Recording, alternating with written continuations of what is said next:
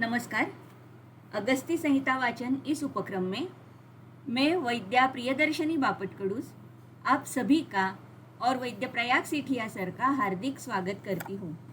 श्री चरक संहिता चिकित्सा स्थान अष्टादशोध्याय कास चिकित्सा का हमारा वाचन चल रहा है और उसके अंतर्गत पिछले सत्र में हमने दशमूलादि घृत तक हम आए थे। सर ने विवरण किया था उसके कंटेंट्स का।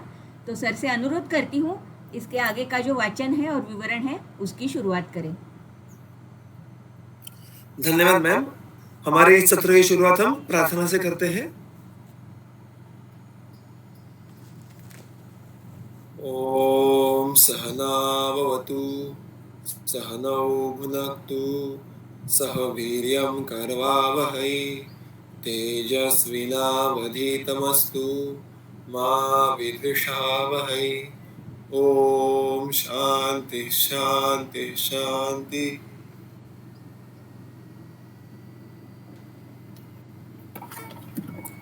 हम कफजकाश की चिकित्सा को देख रहे हैं और उसका भी जो अंत के कुछ उसके हिस्से हैं जिसमें मुख्यत्वे अभी घृत योग का वर्णन है, वहां पर हम आ पहुंचे हैं। और उसमें से जो सबसे पहला घृत है वो है दशमूलादि घृत। तो उसके हमने घटक द्रव्यों के बारे में कल देखा था और घटक द्रव्यों के द्वारा उसके कुछ एक मूलभूत गुणकर्मों के बारे में भी हमने अनुमान निकालने का प्रयास किया था जो आपके सामने है। अब हम उसके आधार पर और उसके आगे चल के जो उसकी फलश्रुति है और फलश्रुति में जो भी व्याधियां और अवस्थाएं हैं उनकी सुनिश्चित करने का प्रयास करेंगे। तो एक बार कंटेंट सिर्फ पढ़ लेता हूं और फिर फल की तरफ जाते हैं तुरंत। इसमें घृत है जो सूत्र में एक प्रस्थ है जिसको हम द्विगुण करके दो प्रस्थ लेंगे। दशमूल है, दशमूल का क्वाथ है जिसका भी एक अड़क इतने मात्रा में स्वीकार करने के कारण द्विगुण्य करके दो अड़क इतना लेना अपेक्षित है। और कल का स्वरूप पुष्कर मूल, शटी, बिल्व, सुरसा, त्रिकटु और हिंगु, इनमें से प्रत्येक द्रव्य का एक एक अक्ष इतने प्रमाण में संग्रहण करना है और इसका फिर सिद्ध घृत की विधि, घृत सिद्धि की विधि से सिद्धि करके अल्टीमेटली सेवन करने के समय पेया इस अनुपान के साथ उसका प्रयोग करना है। और इसकी फलश्रुति में देखिएगा उन्होंने क्या कहा था, कासे वात कफात्मके श्वास रोगेषु सर्वेषु कफ वातात्मकेषु च। तो इसमें थोड़ी सी बारीकी से देखेंगे तो कासे वात कफात्मके ये बात तो सुस्पष्ट है। फिर एक बार अधिकरण को भूलना नहीं है कि कफज कास है।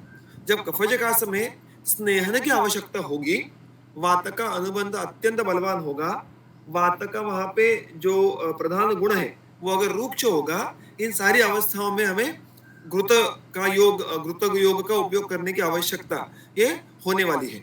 उसके साथ श्वास रोगेषु सर्वेषु ऐसा वहां पे एक हमें फल ये देखने के लिए मिलता है। और कफवातात्मकेषु च, और कफवातात्मक, अब कफवातात्मक ये एक विशेषण हुआ कि कुछ तो कफवातात्मक है, उस कफवातात्मक कुछ अवस्था में इस घृत का उपयोग करना है।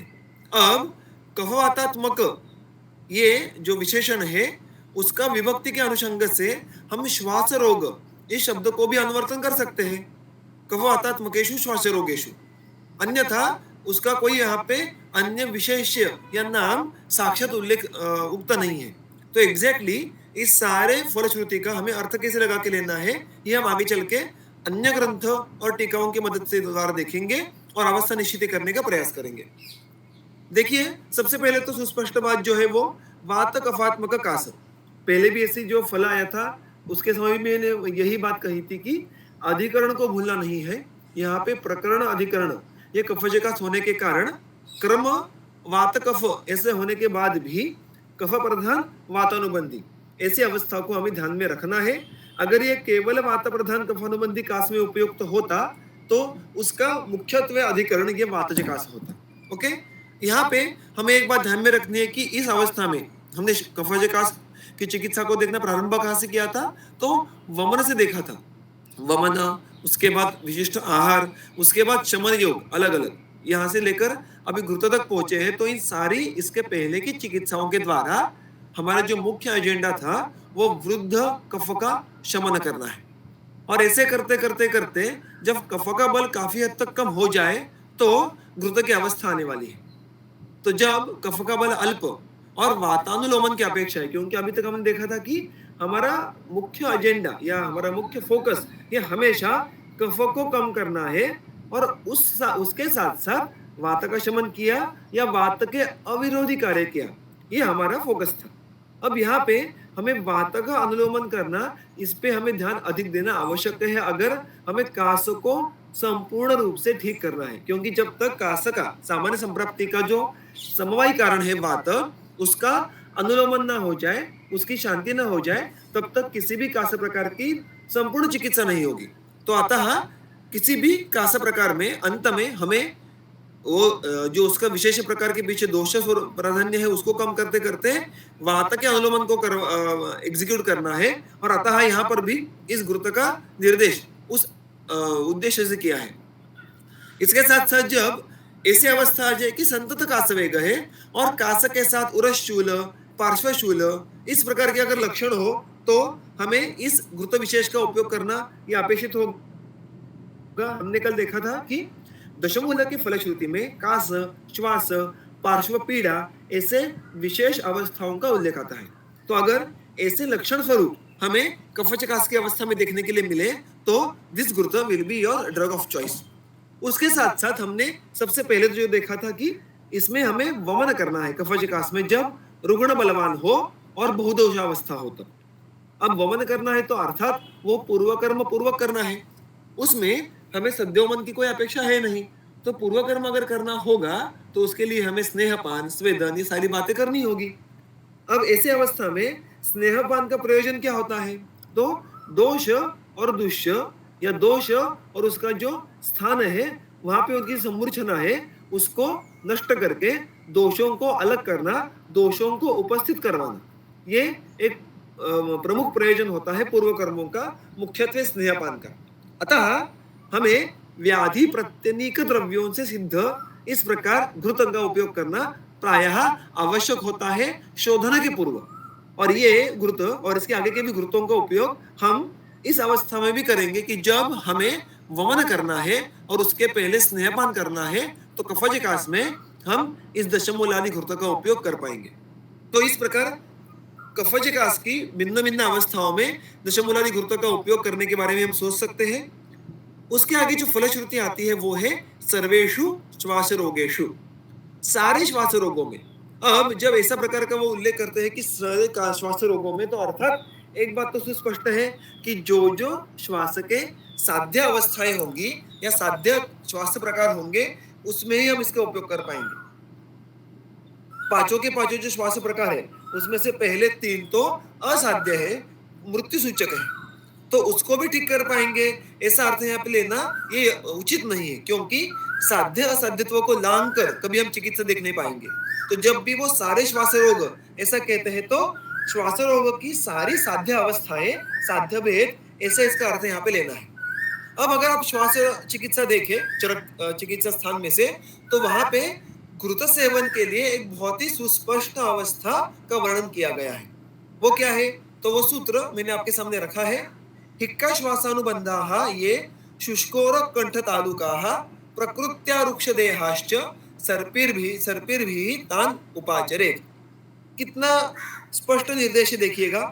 हिक्का और श्वास के अनुबंध के कारण ऐसा हम कह सकते हैं कि जिनमें हिक्का और श्वास बहुत काल से टिका हुआ है। अनुबंध ये शब्द प्रायः तब उपयोग में लाते हैं जब दीर्घ काल उसका उपस्थिति किसी शरीर के साथ उस व्याधि की रह जाए तब। तो यहाँ पर भी हिक्का श्वास का अगर दीर्घ काल अनुवर्तन हो जाए और उस कारण जिन रुग्णों में उर, कंठ, तालु इन स्थानों पे शुष्कत्व अभिव्यक्त हो रहा हो, व्यक्त हो रहा हो, तो ये बलवान वात प्रकोप का निर्देश करता है कि इन सारे अवयवों की तरफ शुष्कत्व अभिव्यक्त हो रहा है। इसके पीछे अर्थात वात का रूक्ष गुण ये मुख्यत्वे कारणीभूत होता है। उसके साथ देखिए प्रकृत्या रुक्ष देहाश्च, जो मूलतः जिनका शरीर मूलतः ही रुक्ष है, प्रकृत्या यानी स्वभावतः जिनके शरीर ये रुक्ष है, तो शरीर मूलतः रुक्ष, उसके बाद उन शरीरों में दीर्घकाल इन व्याधियों का अनुवर्तन जिसमें वात बलवान है, उस बलवान वात द्वारा और कंठ तालु इन जगहों पे शुष्कत्व की अभिव्यक्ति, ऐसा पूरा रोक्ष के कारण शरीर में विकृति उत्पन्न हुई हो तो उनका आप सर्पी भी उपाचरे, सर्पी के द्वारा उपचार कीजिएगा। और इस अवस्था में, ये जो श्वास की विशिष्ट अवस्था में, यहाँ पे हमें घृतपान ये चिकित्सा का निर्देश स्पष्ट रूप से मिल जाता है। तो अतः दशमूलादि घृत का भी अगर उपयोग करना हो श्वास में, तो जब आपके सामने इस प्रकार का गुण आ जाए तो आप इस प्रकार के अवस्था में घृत का उपयोग कर सकते हैं। उसके साथ साथ एक और जो अवस्था आती है जो कल हमने देखी थी कि श्वास में शमन की अवस्था क्या होती है। श्वास में शोधन चिकित्सा और शमन चिकित्सा, ऐसे दो मुख्य डिविजन्स ये करके रखे हैं। उसमें शोधन चिकित्सा में कफा प्राधान्य और बलवान रुग्ण, और शमन के लिए कफ से अधिक वात का प्राबल्य और रूक्ष दुर्बल रुग्ण, ऐसा एक ग्रॉस डिफरेंशिएशन ये हमें चिकित्सा में देखने के लिए मिलता है। अतः जब हमें इस घृत का उपयोग शमनार्थ करना हो तो कल हमने देखी थी वही अवस्था की अनुत्कृष्ट कफ, अस्विन्न, दुर्बल रुग्ण, इस प्रकार की अवस्था में भी आप घृत का उपयोग शमनार्थ कर सकते हैं। उसके साथ साथ ये भी बात हमने इसके पहले कुछ अवस्थाओं में देखी है कि जब श्वास ये लक्षण या उपद्रव स्वरूप हो कास का, कास वृद्ध्या भवे श्वास, ऐसा अष्टांग हृदय का सूत्र है कि कास का अनुबंध अगर दीर्घ काल तक टिके तो आगे जाकर श्वास ये उपद्रव स्वरूप या स्वतंत्र व्याधि स्वरूप भी उत्पन्न हो सकता, स्वतंत्र नहीं यानी प्रधान व्याधि स्वरूप भी उत्पन्न हो सकता है। तो जब कास से श्वास का उद्भव ऐसे अगर संप्राप्ति की घटना हो तो कास के अधिकरण के श्वास कम करने वाले घृत ये उसमें सबसे अच्छे उपयुक्त ऐसे योग सिद्ध होने वाले हैं। ऐसा बहुत बार हमें करना पड़ता है। ये जो सूत्र है, ये जो इस सूत्र के पीछे का सिद्धांत है, सोच है, इसका उपयोग हमें बहुत अलग अलग अवस्थाओं में अलग अलग व्याधियों के संकर या उपद्रव अवस्थाओं में करने की आवश्यकता होती है। यानी कैसे कि देखिए, हमारे पास जब भी रुग्ण आता है तो प्रायः उनमें से अनेक विध रुग्ण किसी विशिष्ट व्याधि के लिए कोई अन्य व्याधियों के उपचार लेकर फिर उसके बाद कोई अन्य लक्षण समुच्चय लेके हमारे पास आते हैं। यानी पहले अर्श हुआ करता था, फिर अर्श के शस्त्र कर्म कर लिया, फिर उसके बाद कुछ दिन तक कुछ नहीं था, और फिर उसके बाद कोई विशिष्ट लक्षण समुच्चय का उद्भव हुआ और फिर उसके लिए वो आपके पास आए हैं।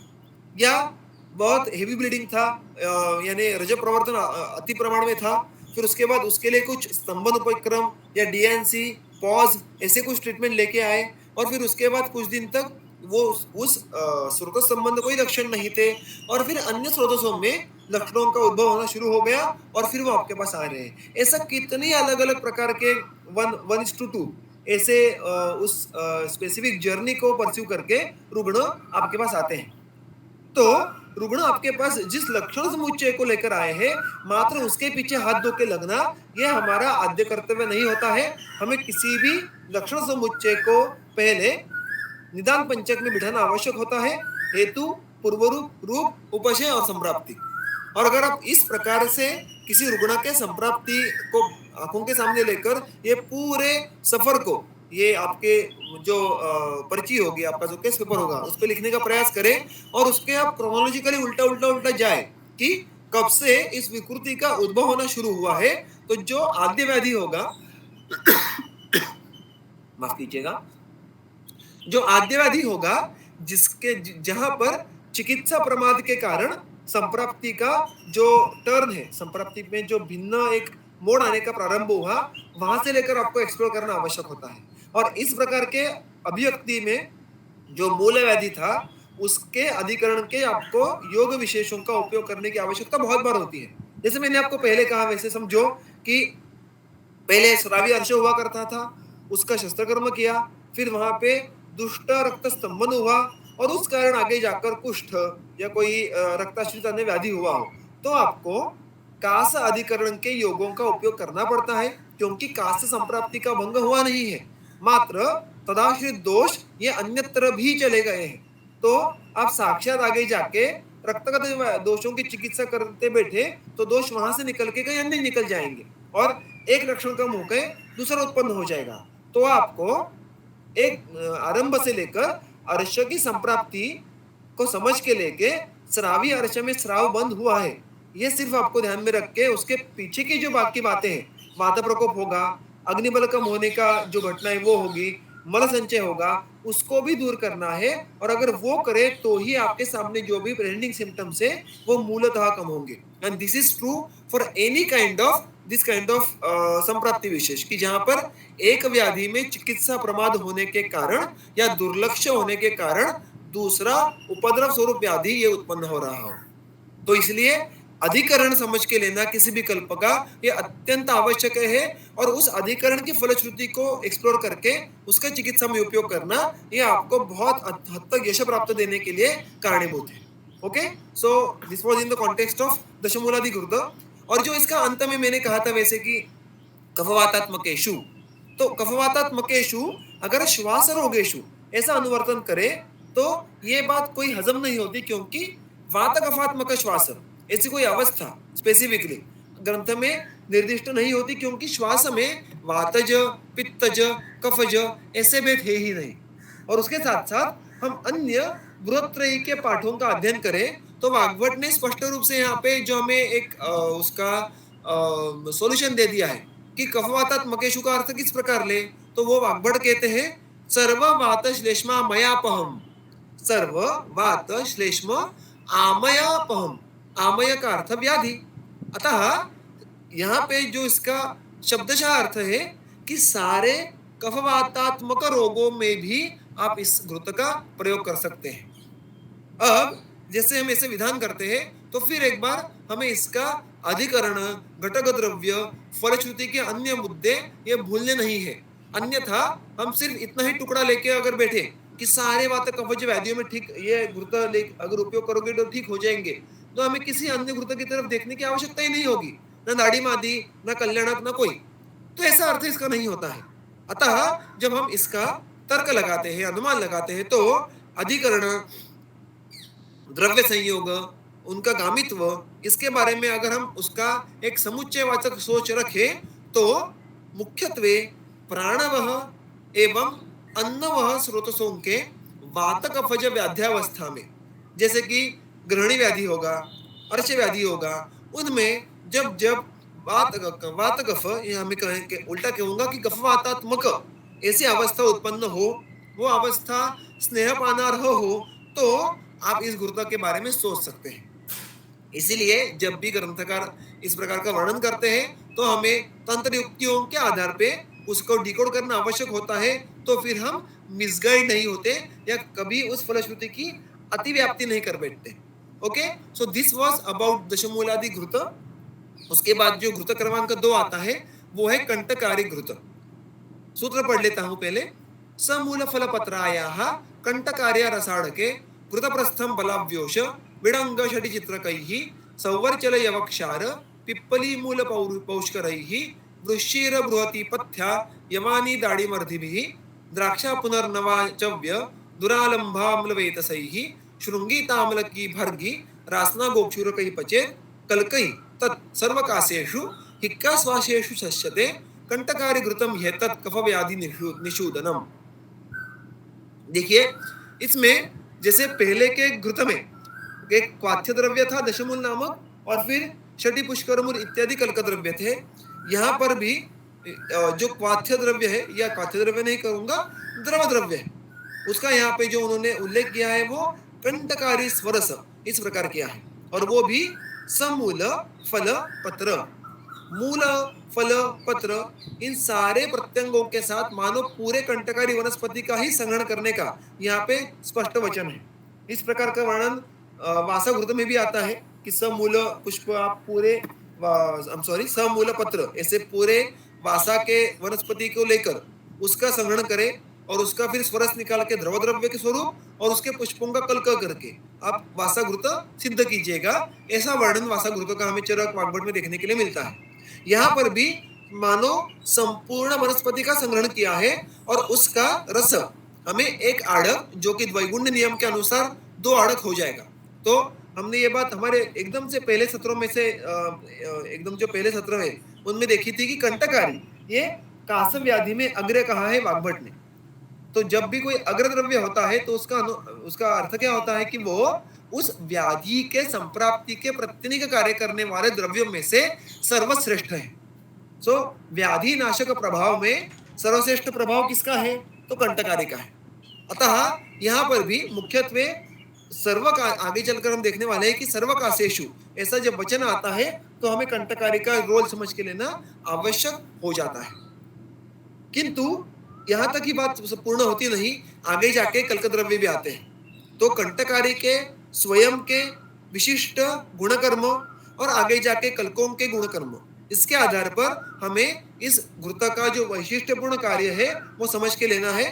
तो कंटकारी मूलतः ये रूक्ष है, सर है, कटुतिक्त रसात्मक है, कटु विपाकी है। अतः दोषघ्नत्व की तरफ देखने के लिए जाए तो कफघ्नत्व ये कंटकारी का प्रधान दोषघ्नत्व है, और उसके साथ साथ वातानुलोमन ये इसका मैं कहूंगा कि 2 नंबर का दोषों का कार्य है। तो कफवात शमन ये इसका प्रमुख दोषघ्नत्व हो जाता है, विच मेक्स सेंस हियर कि कंटकारी का इतने बड़े प्रमाण में यहाँ पे उपयोग करना आवश्यक क्यों समझा है? क्योंकि कासघ्नत्व तो इसके पास है ही, किंतु उसके साथ साथ दोषों में कफघ्नत्व इसका प्रधान है। अतः स्वरस कल्पना जो सबसे बलवान होती है उसका उपयोग यहाँ पे करने का निर्देश है।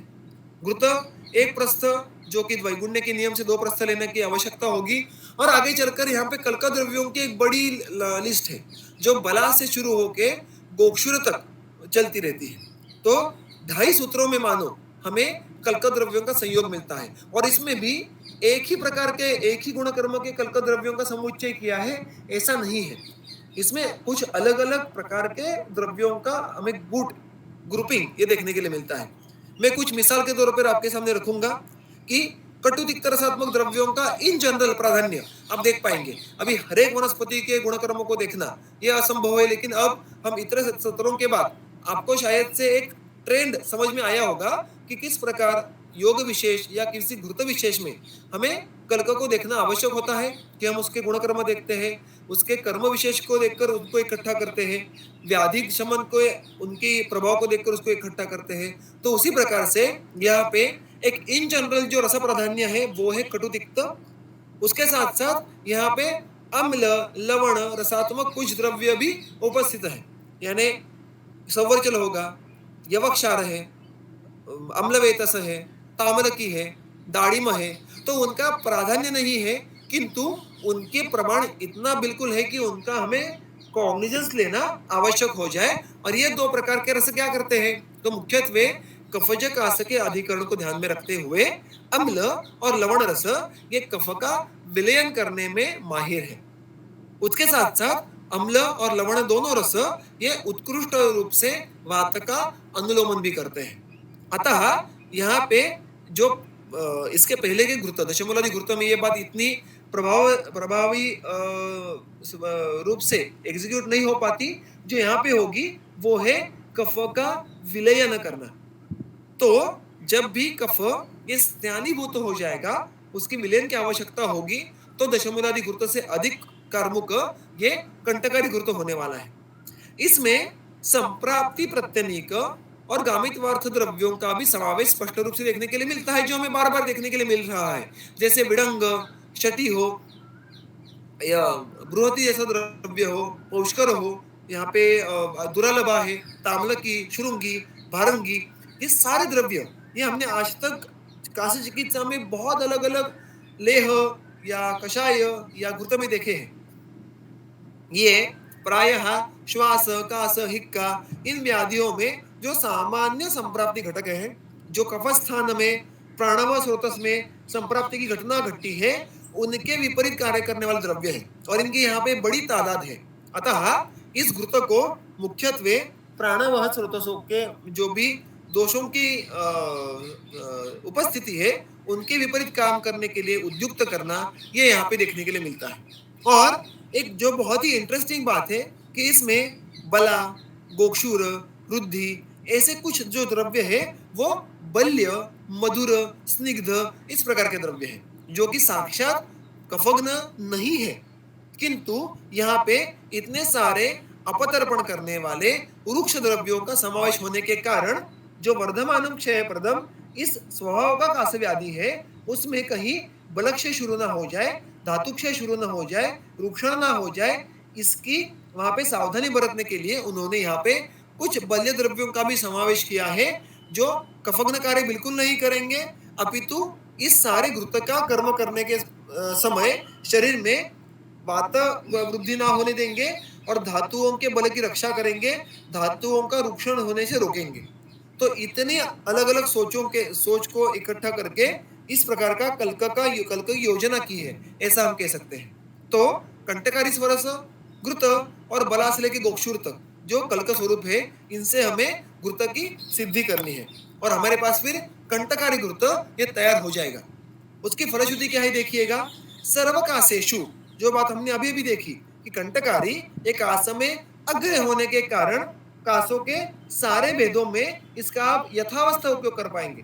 देखिए यथावस्था, वो अवस्था कौन सी, तो आगे मैंने कहा है वैसे कि कास के भेद में जब कफ स्थान दृष्टि या कफ का अनुबंध बलवान हो तब हमें कंटकारी घृत के बारे में सोचना आवश्यक रहेगा। स्टार्ट टू एंड हर एक कास के व्याधि के प्रकार में हमेशा इसका उपयोग करना है ऐसा अर्थ होता नहीं, ऐसा किसी भी कल्प का प्राय अर्थ होता नहीं है।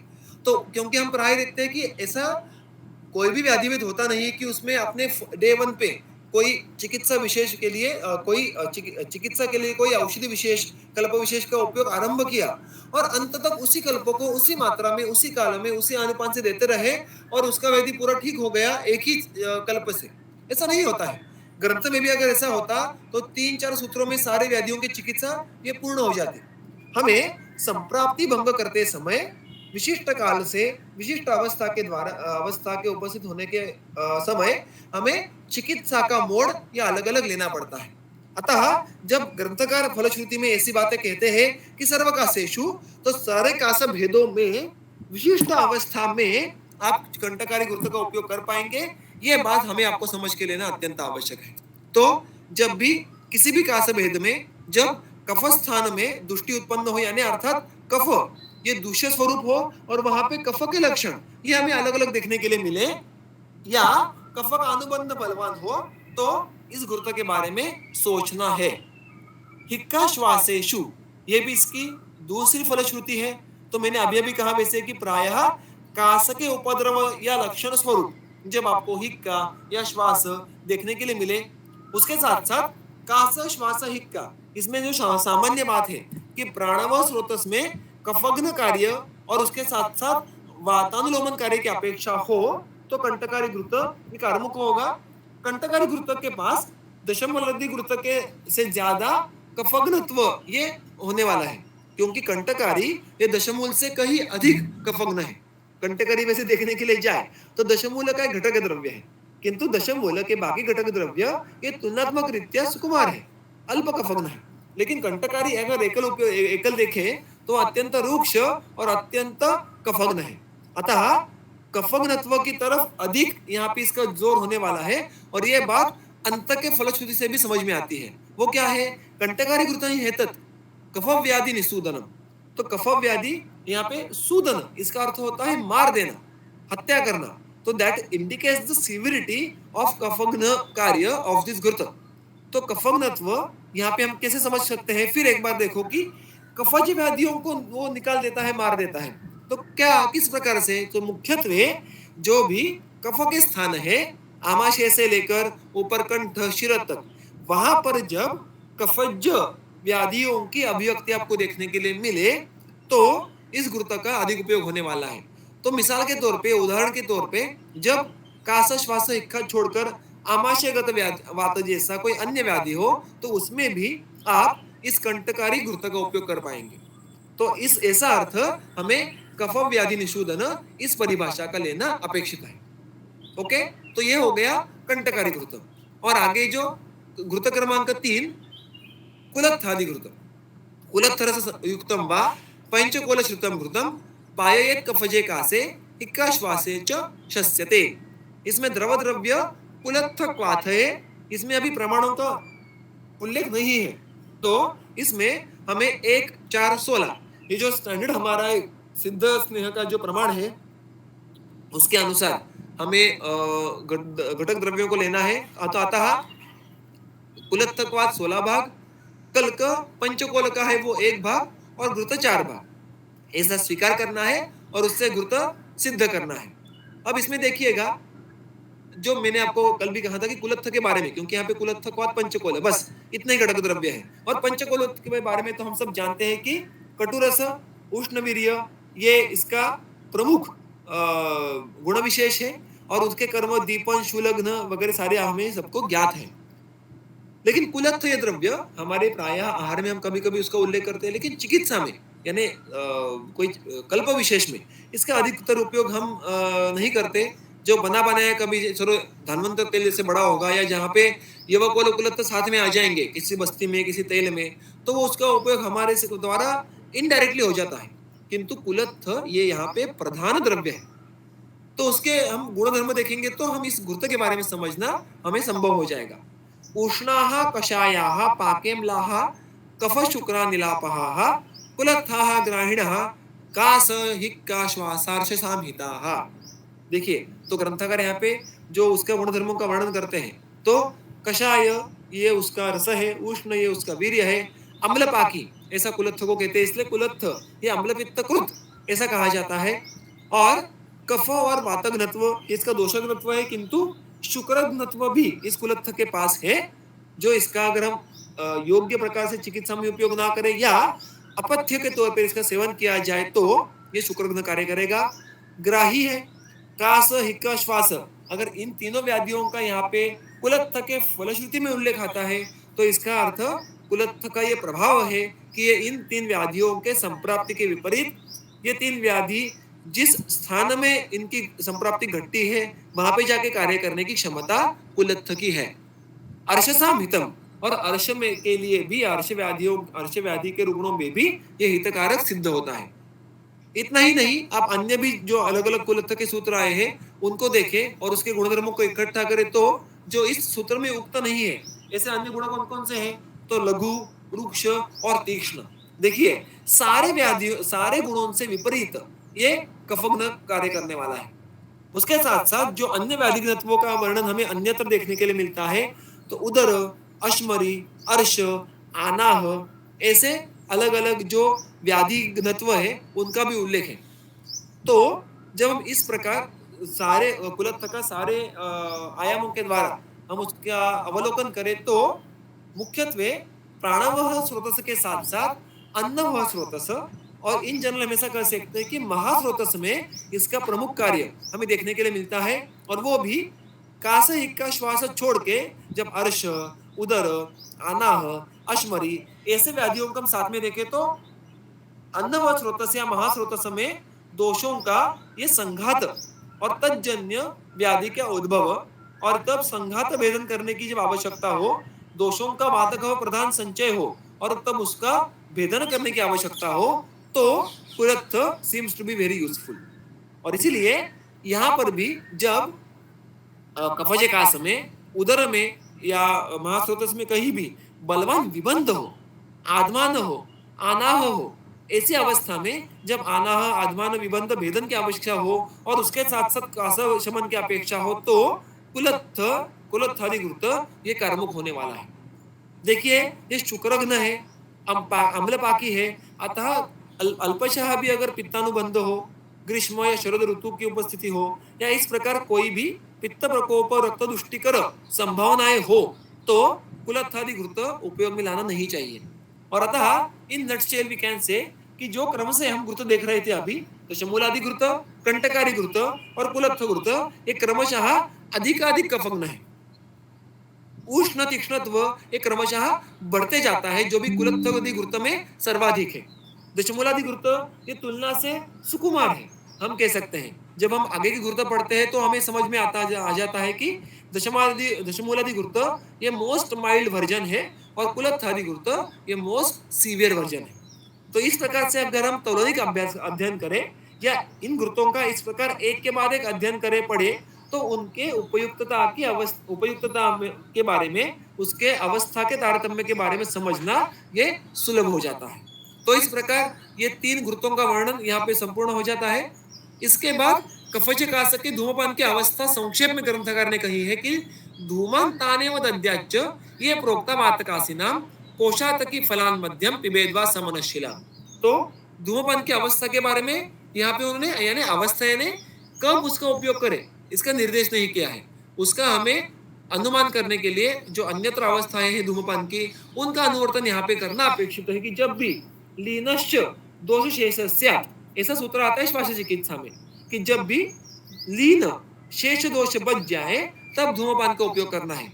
यही प्रयोजन से हम वमन के बाद भी प्राय धूमपान करते हैं। इसी प्रकार की अवस्था हमने वातजिकास में भी देखी थी।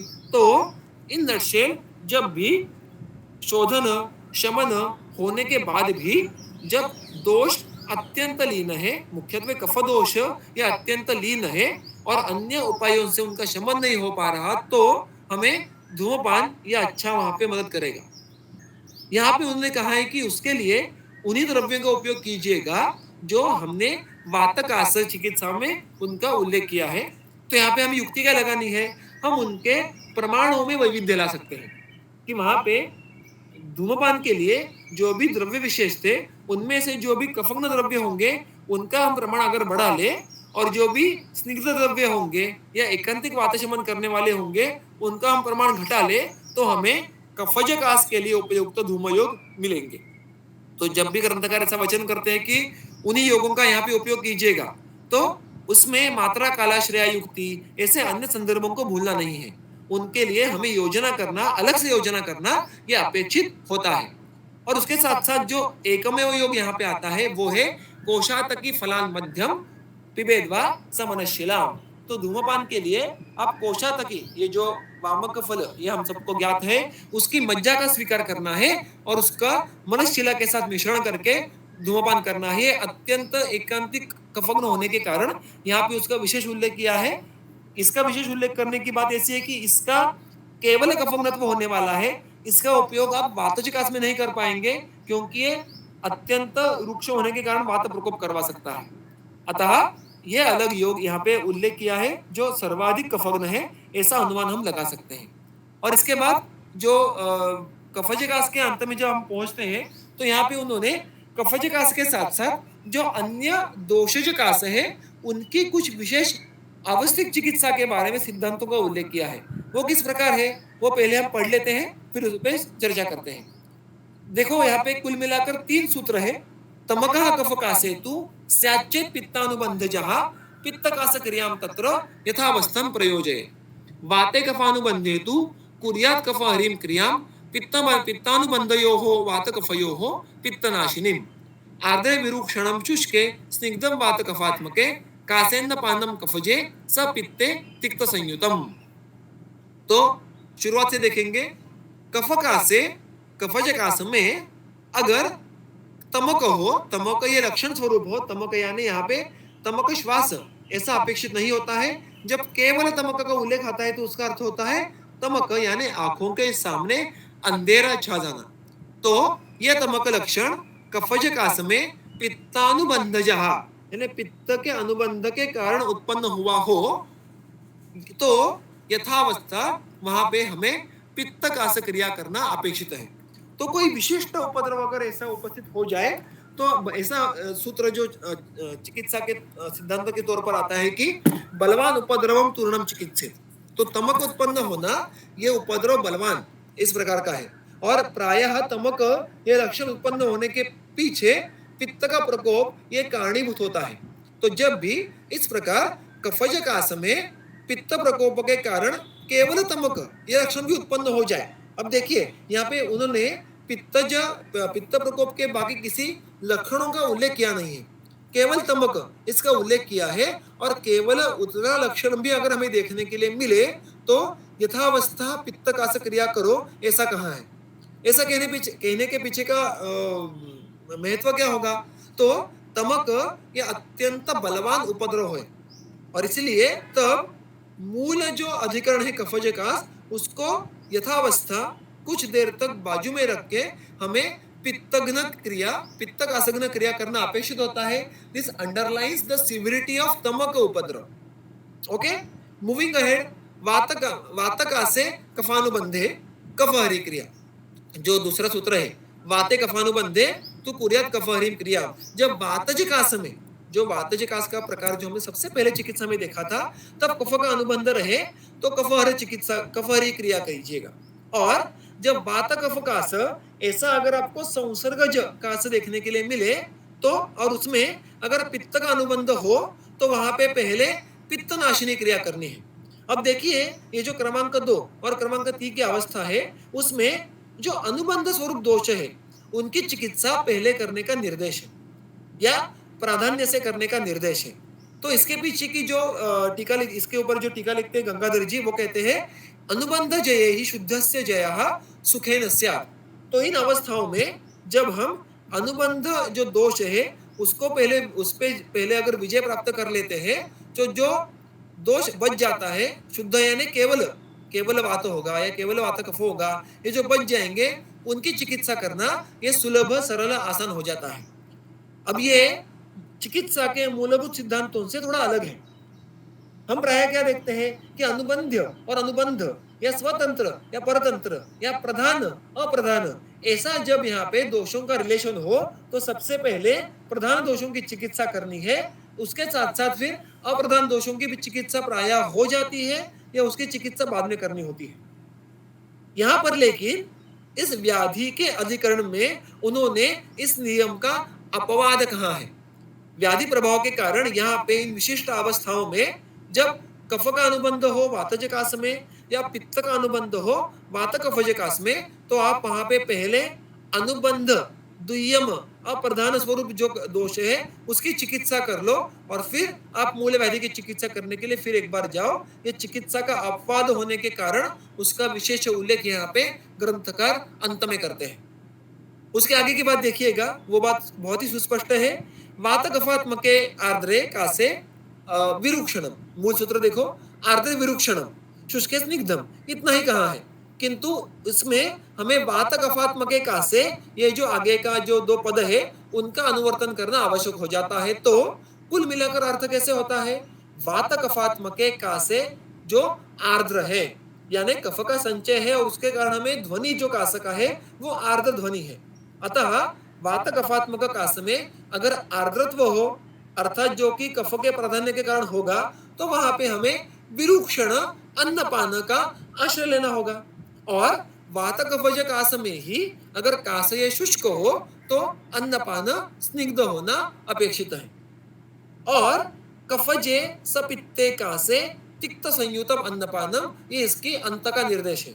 यानी कफज कास में अगर पित्त का अनुबंध रहेगा तो कफघ्न और पित्तघ्न इन दोनों दोषों के विपरीत जो जो रस विशेष है वो तिक्त रस है, उसका उपयोग यहाँ पे कीजिएगा। वैसे देखने के लिए जाए तो कषाय रस भी कफघ्न है और पित्तघ्न है, किंतु वो अत्यंत वातल अत्यंत रुक्ष होने के कारण उससे जो वात प्रकोप की संभावना रहेगी वो अत्यधिक रहेगी। उस तुलना में तिक्त ये कम वातल है, कषाय की तुलना में कम वृक्ष है। अतः यहाँ पे तिक्त रस युक्त अन्नपान का उपयोग करना ये अधिक संयुक्तिक सिद्ध होता है। इस प्रकार यहाँ पे कफजकास और उसके साथ साथ दोषज कास यानी वातज पित्तज कफज, इन कासों की जो चिकित्सा है उसका यहाँ पे समापन होता है और आगे चलकर क्षतज कास और क्षयज कास इनका आरंभ ये शुरू होता है। उन दोनों कास व्याधियों की संप्राप्ति में कुछ हद तक थोड़ा भिन्नत्व आता है, ये बात हमने इसके पहले भी देखी थी। तो आगे चलकर क्षतज कास इसका अधिकरण शुरू होता है। मुझे ये बात पता है कि अभी थोड़ा समय हमारे पास है, किंतु मेरा ऐसा मानना है कि क्षतज कास को आरंभ से देखें और उसका एक ही सत्र में अगर उसका हम पूरा चिकित्सा वो समाप्त हो सकती है, उसको अगर हम देखें तो आपको उसकी बहुत सारी अलग अलग अवस्थाएं क्षतज कास में आई है। तो उन अवस्थाओं को एक साथ देखें तो उसका सिंहावलोकन अच्छे से हो पाएगा। तो मैं आज ऐसे करूंगा कि यहाँ पे थोड़ा समय होने के बाद भी यहाँ पे विराम दूंगा और आगे के 2 सत्रों में हम क्षतज कास और क्षयज कास एज अ होल देखने का प्रयास करेंगे, जिससे हमें उनको समझ के लेना ये सुलभ हो जाएगा। तो मैं यहाँ पे आज का मेरा जो सत्र है मेरी तरफ से यहाँ पे समाप्त करूंगा। जो आगे के सूत्र है मैं मैम के तरफ सुपुर्द करता हूँ। सारे उपस्थित श्रोताओं का मनपूर्वक धन्यवाद। बहुत बहुत धन्यवाद सर। ये कफजकास में इतने सारे कंडीशंस और अलग अलग ये अवस्थाएं जो है आपने बहुत ही इसका विवरण बहुत ही अच्छे से किया है। शायद यहाँ पर कुछ प्रश्न नहीं है, लेकिन फिर भी अगर किसी के मन में कुछ प्रश्न है तो आप डायरेक्टली पूछ सकते हैं।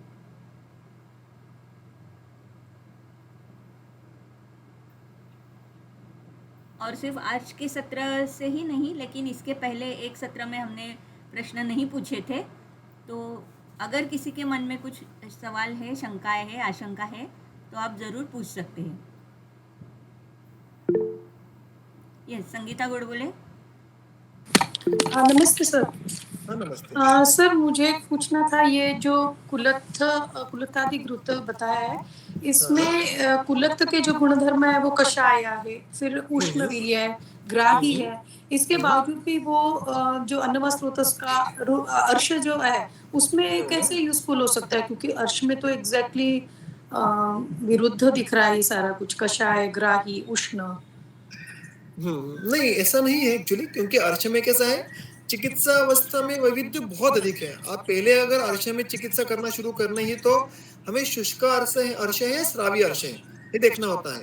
और फिर शुष्क अर्थात कुलत्थ का उपयोग हम शुष्क अर्श में करेंगे। अब शुष्क अर्श में भी आगे दो भेद किए हैं, बद्धपीठ और सृष्टपीठ, यानी जिन रुग्णों में मलबद्धता है और जिन रुग्णों में सृष्ट मल है। और फिर हमें आप देखिए जो अर्श का एक प्रधान चिकित्सा द्रव्य है वो भी हरिदत्ती है, वो स्वयं कषाय है। जो शुंठी का अगर आप देखो वो भी ग्राही है। तो यहाँ पे ये बात देखना आवश्यक है, क्योंकि इसका एक विवरण बहुत अच्छा से आया है भाव प्रकाश के शुंठी के सूत्र में। वो बात यहाँ पे वो स्वयं प्रश्न पूछते हैं कि शुंठी को आप ग्राही भी कहते हैं, निबंधग्न भी कहते हैं, ये बात कैसे हुई। तो वहाँ पे इसका उत्तर हमें सुंदर मिलता है, जो कुलत्थ के लिए भी एप्लीकेबल है, कि वो मल का संग्रहण करता है और वात कफ दोषों का वहां पे भेदन करता है। तो ग्राही कर्म इज रिलेटेड विद द पुरुष, अतः जब सृष्ट मल हो बद्ध अर्श में, तब हम कुलत्थ का उपयोग करेंगे। किंतु मल का ग्रहण करते समय हमें वात कफ इस दोष संघात का भी भेदन करना है। तो ये दोनों कार्यों में से जो हमें विरुद्ध कार्य लगते हैं वो विरुद्ध नहीं है, बल्कि उन कार्यों का क्षेत्र ये अलग अलग है। शुंठी भी वही कार्य करती है, शुंठी मलग्रह करती है लेकिन वात का विबंध फोड़ती है। ऐसे बहुत सारे द्रव्य है, तो वैसे ही कुलत्थ यहाँ पे कार्य करता है। और उसके पहले भी आपके प्रश्न का एक अंश का जो उत्तर है वो देना चाहूंगा कि कषाय रसायन अर्श के विपरीत या अर्श में अनुपयुक्त, ऐसा नहीं है। ग्राही कार्य इसलिए अर्श में उपयुक्त अनुपयुक्त ऐसा नहीं है, बल्कि अर्श में इतनी अलग अलग अवस्थाएं हैं कि आपको ये सारे द्रव्य किसी अवस्था में आप उसको योग्य तरह से उसका आप अगर योजना करो तो उपयुक्त सिद्ध हो जाता है। ठीक है, ओके सर, ओके। एक प्रश्न है यहाँ पर, कैन कठफलादी योग यूज्ड इन हाइपोथायरॉइड पेशेंट? पता नहीं, क्योंकि कभी उसके ऐसा सोचा नहीं है। होता कैसे, मैंने बहुत बार दोहराया वैसे कि कोई अगर हाइपोथायरॉइड का रुग्ण आपके सामने आए, आप भी देखिएगा, आप सब जो वैद्य है उनके सामने अभी तक इसके अनेक रुग्ण तो बिल्कुल आ चुके होंगे, आइदर थायराइड स्वयं लेके या कुछ अन्य व्याधि लेके, और रिपोर्ट में थायराइड हाइपोथायराइडिज्म आ गया है। और बहुत सारे रुग्णों का प्रेजेंटेशन ये अलग अलग होता है। प्राय एग्जैक्टली 2 रुग्ण जेरोक्स कॉपी है, क्योंकि उनमें हाइपोथायराइडिज्म है, ऐसा देखने के लिए नहीं मिलता है। और हाइपोथायराइडिज्म है इसलिए, और उनमें कटफला आदि के फलश्रुति के जो उपस्थिति है, यानी ज्वर है, कंठ कफ है, कंठशूल है, ऐसा नहीं होता है। तो कंठ में गामित्व है इसलिए थायराइड पे काम करेगा, ये कोरिलेशन मेरे लिए सदोष है। हमें हाइपोथायराइडिज्म के रुग्ण का आयुर्वेदी निदान करना होगा, और उसका जो पट है, स्पेक्ट्रम है, वो आई गेस कासा ज्वर से बाहर जाता है, वो अन्य अधिकरण में व्याप्त होता है, बहुत ही व्यापक है। तो मैंने अभी तक इसका सोचा नहीं था, लेकिन अभी जो मेरी सोच है उसके आधार पर जो कठफलादि का अधिकरण है और जो पॉसिबल हाइपोथायराइडिज्म के आयुर्वेदी निदान होंगे, उनका जो एक अधिकरण होगा वो काफी अलग होने वाले हैं। तो मेरे हिसाब से तो उसके अधिकरण में इसका अधिक उपयोग होना ये अपेक्षित नहीं है। अर्थात इसका अनुभव नहीं, क्योंकि मैंने कभी ऐसा उपयोग किया नहीं है, तो प्रत्यक्ष आधार पर मैं कुछ कहना नहीं चाहूंगा, लेकिन अनुमान के तौर पर कह पाऊंगा कि I don't think it will be efficient in the possible diagnosis of hypothyroidism. Okay, धन्यवाद सर। और शायद यहाँ पर प्रश्न नहीं है, तो मेरे ख्याल से अभी यहाँ पर हम रुक सकते हैं। एक सर पूछना था ऐसे कि जैसे कुलत्थ है तो उसका भेदन कर्म अपेक्षित है कि नहीं यहाँ पर? बिल्कुल मैम, इसलिए मैंने जो कहा था कि संघाते भेदन करने के जो हाँ। अवस्थाएँ थी, यानी अश्मरी होंगे, अर्शो होंगे, उदर होंगे, अनाह, अधमाने, तो उसमें उसका भेदन कार्य ही अपेक्षित है और इसलिए दोषों का भेदन और मल का संग्रहण, ये बहुत ही सुंदर एक कॉम्बिनेशन जो हमें कुलत्थ के कार्य में देखने के लिए मिलता है और इसलिए यहाँ पे हमें कफ वात का भेदन कार्य, ये कुलत्थ का उपयुक्त सिद्ध होता है, ऐसा है। कफ का भेदन, वात का भेदन नहीं कहूँगा, गलत परिभाषा का उपयोग हो गया। कफ का भेदन, ये यहाँ पे हमें उससे अपेक्षित है। अपेक्षित, ठीक है सर। तो मेरे ख्याल से हमें और एक प्रश्न है शायद, इज धूमो प्रैक्टिकली यूज्ड इन कोशातकी, यूज्ड ऑफ कोशातकी? नहीं मैम, मैंने तो अभी तक देखा नहीं और किया भी नहीं है, इसलिए मैंने उसके बारे में अधिक भाष्य नहीं किया। कोशातकी का इन जनरल उपयोग भी बहुत कम है। कभी ताराचंद के मेरे दिनों में किया होगा तब, किंतु मेरे इसका कोई अनुभव नहीं है और उसका कोई सुना भी नहीं है। तो I am not aware about at least अगर उसका उपयोग होता होगा तो। ओके, कोशातकी भी और ये मनशीर और इसके साथ जितना यस एग्जैक्टली, उसका भी बहुत कम हुआ है प्रयोग। Right right right. ठीक, तो शायद अभी हम यहाँ पर कुछ नहीं है और प्रश्न, तो यहाँ पर हम रुक सकते हैं। बहुत बहुत धन्यवाद सर, और Yes, आप sir, सभी का भी धन्यवाद। धन्यवाद। तो अभी हम नेक्स्ट सेशन में मिलेंगे, तो Yes. आज के लिए यही रुकती हूँ।